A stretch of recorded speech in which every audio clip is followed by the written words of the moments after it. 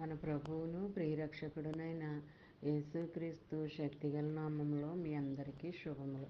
ప్రియమైన దేవుని బిడ్డలారా, మరి ఎలా ఉన్నారు? గతించిన వారం అంతా కూడా ఆయన రెక్కల నీడలో మనందరినీ కాపాడి మరొక నూతనమైన వారంలో మనం ప్రవేశపెట్టిన విధానాన్ని బట్టి మరొకసారి ఆయనకి వందనాలు చెల్లించుకుంటున్నామండి.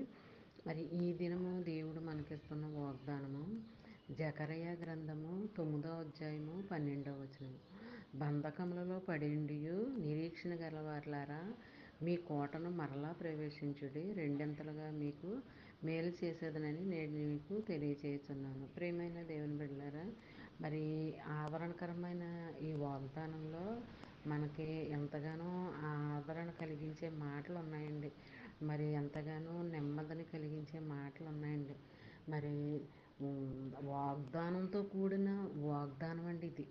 దేవుడు ఉదయాన్నే మనకి ఎంత మంచి ఆదరణకరమైన వాగ్దానాన్ని చూపించాడో చూడండి. మరి నువ్వు ఎన్ని బాధల్లో ఉన్నా, ఎన్ని బలహీనతల్లో ఉన్నా, ఏ సమస్యలో ఉన్నా, మరి అన్నిటిని తట్టుకుని మరి జయించి నిరీక్షణతో కనిపెట్టుకుని ఉంటున్నావు కదా. మరి అందుకు దేవుడు నీకు రెండింతలుగా మేలు చేస్తానని మాట ఇస్తున్నాడండి. మరి అలాంటి దీవెనకరమైన ఆశీర్వాదకరమైన వాగ్దానం అండి. మరి మనము రేయి మొదటి జామునే లెగిసి వాగ్దానాలు ధ్యానించుకోవాలండి.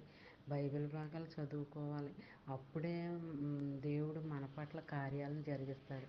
ఈ వాగ్దానం దినమంతా ఎత్తిపట్టుకుని ప్రార్థన చేయండి. అప్పుడు మీకు ఎంతగానో ఆశీర్వాదకరంగా మేలుకరంగా ఉంటుంది అన్నమాట. మరి ఈ చిన్న వాగ్దానం మైండ్లో పెట్టుకుని ధ్యానించుకోవాలని మనస్ఫూర్తిగా కోరుకుంటున్నాను. అంతే కదండి. ఈ వాగ్దానం మీ ఫ్రెండ్స్ సర్కిల్ వాళ్ళకి పంపించండి. చదివిన వారు దీవించబడతారు, మీరు ఆశీర్వదింపబడతారు. దేవుని యొక్క ఆశీర్వాదాలు ఒక్కసారి విప్పబడతాయండి, అవి ఎప్పటికీ ఆగవండి. అలా కుమ్మరిస్తానే ఉంటాడండి.